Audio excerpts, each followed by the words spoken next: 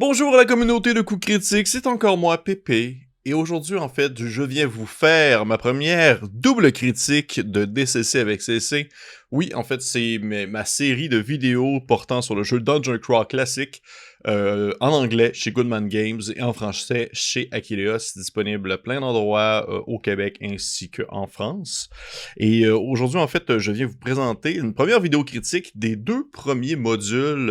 On va y aller dans le fond dans l'ordre numérique des deux premiers modules qui ont été traduits en français, c'est-à-dire le numéro 00, le fléau des rois barbares, ainsi que le numéro 1, qui est navigateur sur une mer sans étoiles de Allistro, également tout comme le premier. Fait que, dans le fond, comment est-ce que ça fonctionne, cette série de critiques-là, c'est que je vais y aller souvent en paquet de deux, parce que je veux pas un module, ce n'est pas nécessairement très long. Et ça va prendre la même formule. Je vais les faire un à la suite de l'autre pour tout ce qui est les modules français. Ensuite, je vais sauter probablement dans les modules anglais que je trouve incontournables et revenir en français lorsqu'il va y avoir des nouvelles traductions, etc., etc., etc., jusqu'à ce que mort s'en suive. Mais le plus important, c'est que ça va toujours prendre un peu la même forme, c'est-à-dire une petite prémisse qui va expliquer un peu qu'est-ce que c'est? Le thème qui est abordé, les genres de thématiques sont abordés dans l'aventure en soi. Ensuite, ça va être les mécaniques, mais pas nécessairement des mécaniques spécifiques, dans le sens qu'il va pas y avoir des nouvelles règles qui vont être incluses à l'intérieur du module, plutôt que, on dit de manière plus générale, quel genre d'aventure on peut s'attendre en termes de mécanique qui se trouve déjà dans les règles, on s'entend. Et pour finir, qu'est-ce que j'en pense de l'aventure en soi.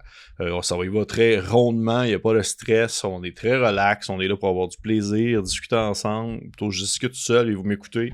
Mais je vous réponds toujours en commentaire sous la vidéo si jamais vous avez des choses à me dire, que ce soit votre propre impression de l'aventure jouée ou autre chose de ce genre-là. Mais sans plus attendre, on va se lancer ainsi dans le numéro 0, numéro 00, le fléau des rois barbares de Allistro, et bien sûr avec les cartes intérieures de Doug Kovacs.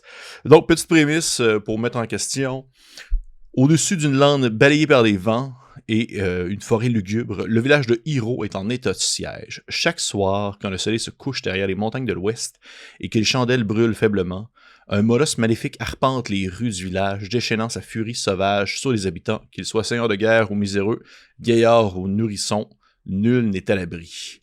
Il n'y a rien qui tue le molosse en question, il est immortel pour pouvoir... Aucune manière ne peut le détruire, et les personnages vont devoir se plonger dans les mystères de la région afin de trouver comment et pourquoi ils peuvent mettre un terme à la bête en question. Je vais faire une petite parenthèse rapidement. Ça se peut fort bien, si vous écoutez, ça se peut que je vous spoil un peu l'aventure. Donc, je pense que la critique des vidéos va surtout se porter pour les maîtres de jeu, les juges qui vont souhaiter les animer, ou si ça vous dérange pas de savoir un peu des fois les secrets qui entourent celle-ci. Je vais pas commencer à scinder en deux mes vidéos, une partie pour les DM, une partie pour les joueurs. Ça va commencer à être compliqué un peu. Donc, ça c'est la prémisse de Le Fléau des Rois Barbares. La trame de fond rappelle vraiment beaucoup celle de Beowulf. En fait, quand il pense, j'ai eu cette impression-là lorsque je l'ai lu, et je t'ai confirmé en fait mon impression en allant voir différentes critiques sur Internet, alors qu'il y a un terrible chien qui chasse la population dans le village nuit après nuit, il peut pas être tué, du moins pas de façon permanente, par des moyens normaux, ce qui en fait vraiment un monstre fantastique au plus pur sens du terme. L'autorité en place du village, bien qu'il subit aussi les effets, les contre-coups de l'attaque du chien, va vraiment s'interposer entre les personnages ainsi que les différentes manières de résoudre la situation, et il est vraiment prêt à faire beaucoup de choses pour empêcher leur implication dans la résolution du problème. Il y a aussi d'autres personnages qui vont s'imbriquer dans l'histoire et qui vont apporter leur petit grain de sel à l'intrigue entourant la bête qui attaque le village. C'est quelque chose que j'ai trouvé très plaisant dans le Fléau des Rois Barbares, c'est que, je le dis vraiment vite, hein, Fléau des Rois Barbares. Dans le Fléau des Rois Barbares, c'est que son déroulement d'ambiance, dans sa narration, dans tout ce qui se passe dans l'aventure en soi, on a le droit vraiment un petit peu de tout. Il y a du dungeon crawl, il y a de l'exploration, il y a de l'intrigue. C'est un module qui, je trouve, offre beaucoup de zones et de possibilités diverses selon la zone dans laquelle vous vous trouvez. mais il y en a, mais certains segments ne sont pas pour autant obligatoires. C'est très facile de passer outre et de tout de même remplir, on va dire, l'objectif du module, qui est bien sûr avoir du fun entre amis, mais aussi de résoudre un peu le mystère qui entoure la bête en question. Il y a vraiment beaucoup de choses à découvrir, mais ils ne sont pas tous nécessaires, dans le fond, au déroulement de la conclusion de l'aventure, bien qu'elle demeure tout de même intéressante. Donc, selon votre regroupement, selon le nombre de fois que vous allez la jouer en tant que juge, l'aventure va, selon moi, être assez variée et assez différente. Côté mécanique, c'est un module qui est justement, vu comme je l'ai expliqué, qui est comme un peu semi-sandbox, qui, sans nécessairement offrir une ligne directrice unidirectionnelle, va proposer différentes avenues possibles afin de donner aux joueurs de la latitude d'action souhaitée. Il y a vraiment plusieurs manières, si on veut, de tuer le chien en soi. Il y a plusieurs méthodes qui peuvent être proposées. Et il est même conseillé dans le module, en fait, de être ouvert aux différentes possibilités qui peuvent être offertes de la part des joueurs, et ainsi peut-être, on va dire même acquiescer, trouver que les joueurs ont sorti tellement une bonne idée que celle-ci pourrait être intéressante parce qu'ils font des liens avec l'histoire, ils font des liens avec d'où provient la bête et tout ça, et de ce moment-là, de se dire « Ah ben oui, pourquoi pas?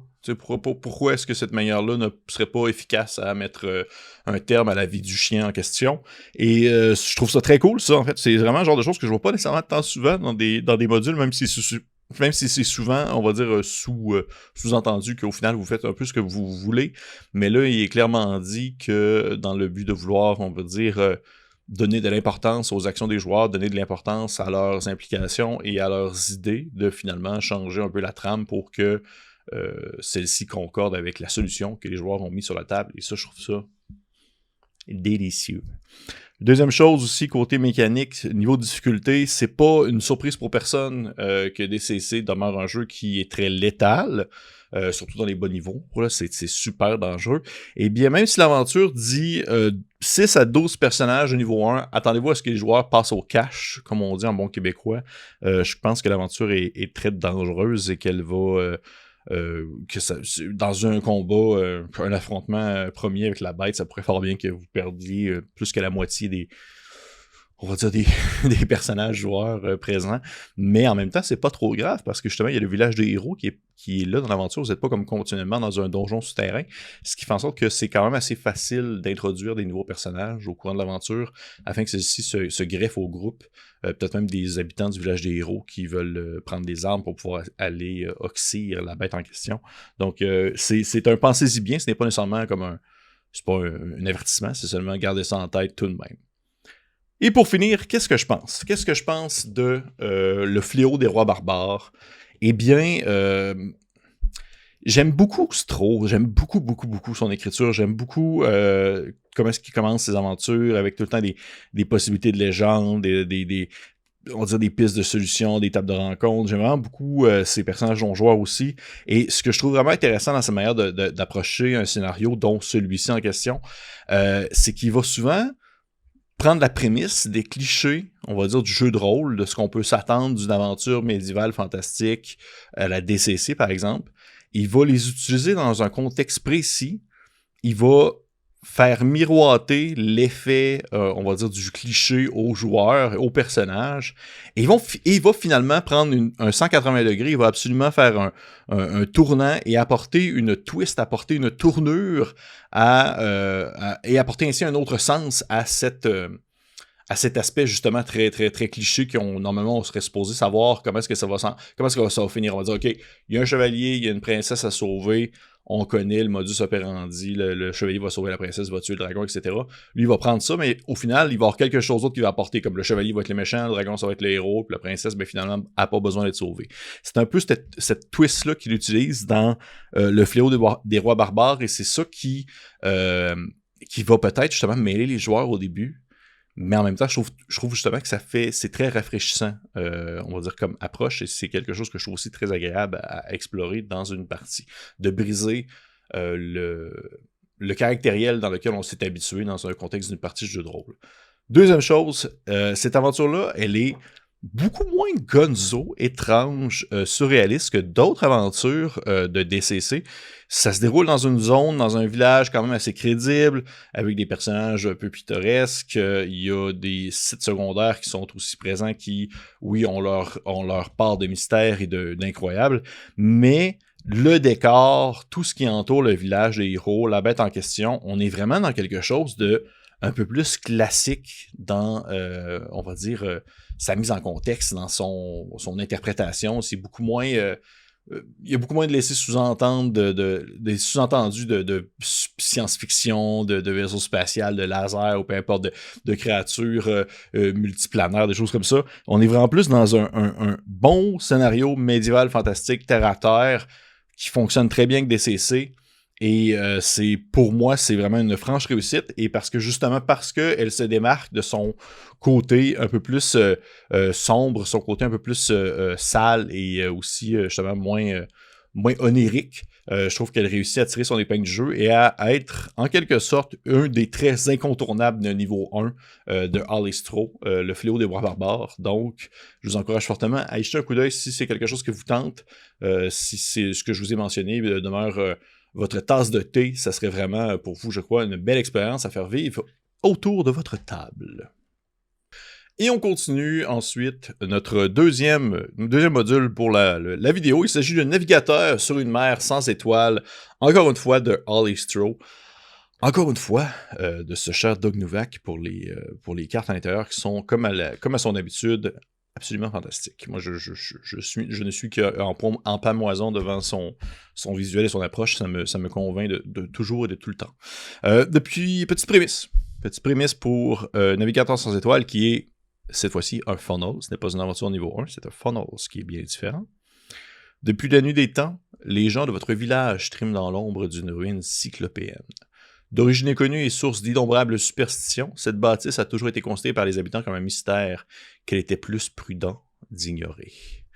Mais depuis peu, quelque chose s'agite sous les blocs de pierre, des hommes bêtes hurlent dans la nuit, et des habitants sont enlevés dans leur sommeil. Sans héros pour vous défendre, qui se lèvera pour résister à l'obscurité qui menace de vous engloutir? Les secrets du chaos sont à votre portée, mais quel en sera le coût?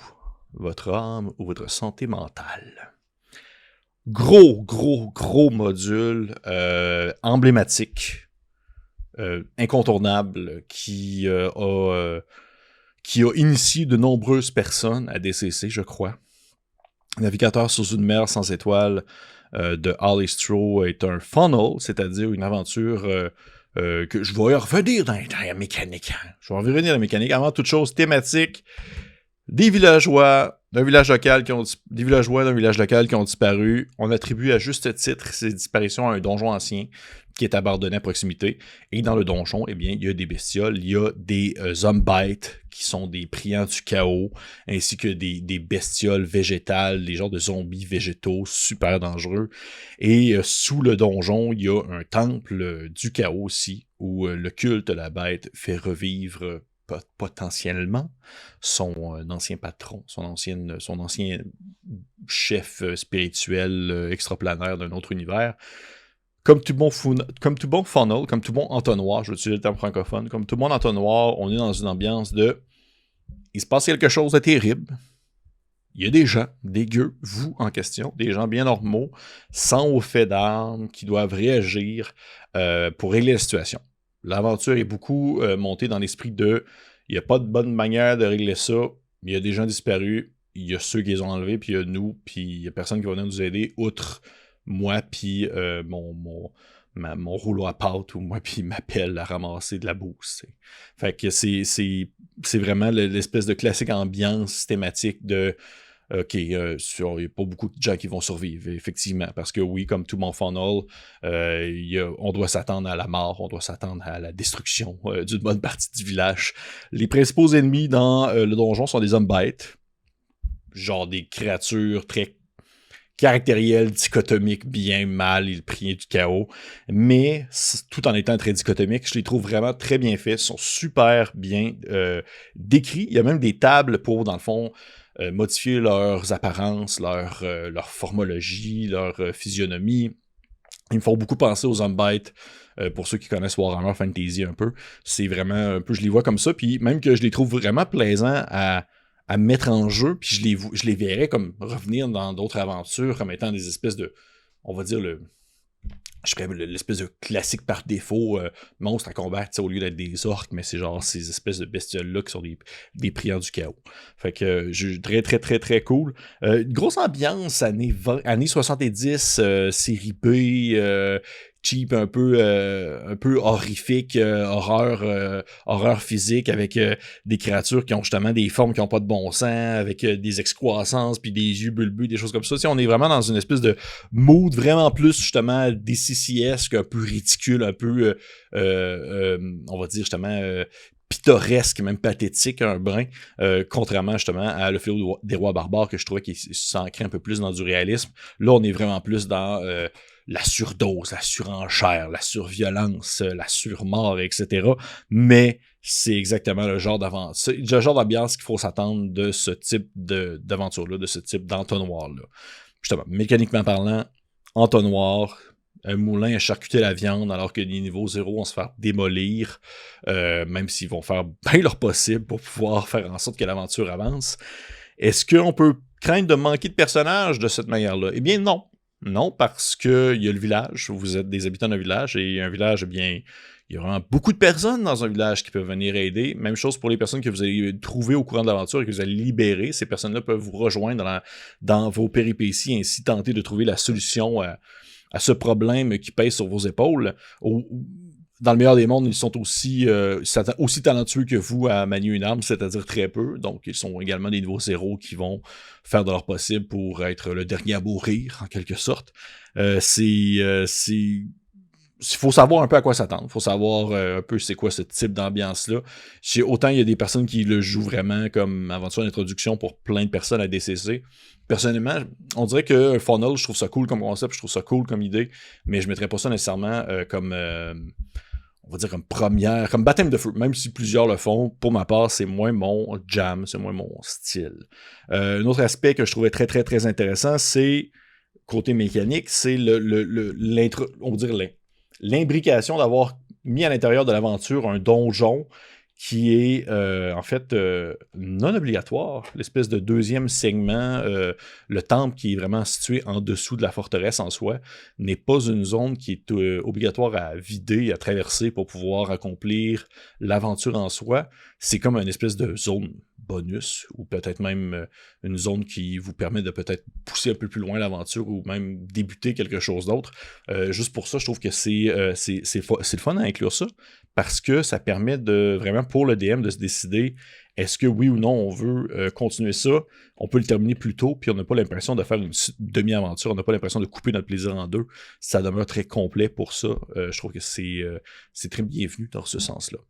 Pour finir, navigateur sur une mer sans étoiles est une aventure fantastique dans tous les sens du terme. Okay? Pour vrai, c'est très dangereux, mais jamais vraiment de manière déloyale pour autant. L'aventure permet de transporter vraiment les notions d'un monde complètement magique sans vraiment se préoccuper trop de tout le système, la mécanique, de magie, qui est quand même plus compliqué quand on connaît pas ça, mais on a vraiment l'impression de baigner dans quelque chose de très fantastique, contrairement justement à Le Fléau des Rois Barbares.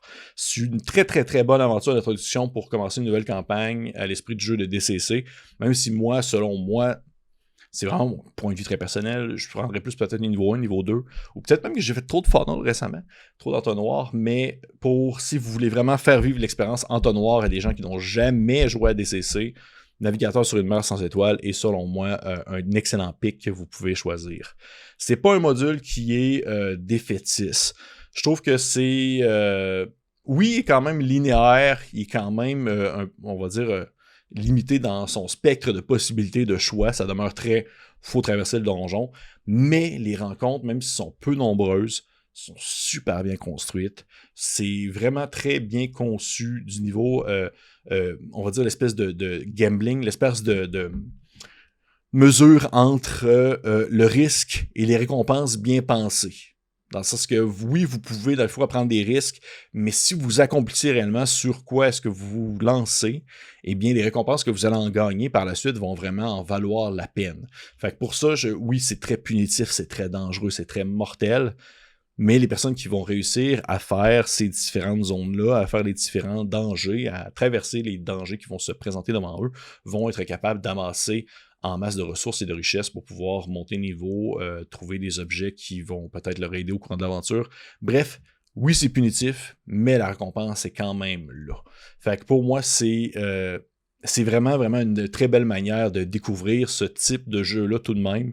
C'est-à-dire un jeu qui va rapidement, tout de même, va rapidement vous couper la gorge immédiatement durant une partie, mais va également vous récompenser alors que vous aviez l'impression que vous étiez seulement écrasé sous une botte, alors que le DM vraiment en train de démolir tout l'ensemble de vos petits paysans en gueux.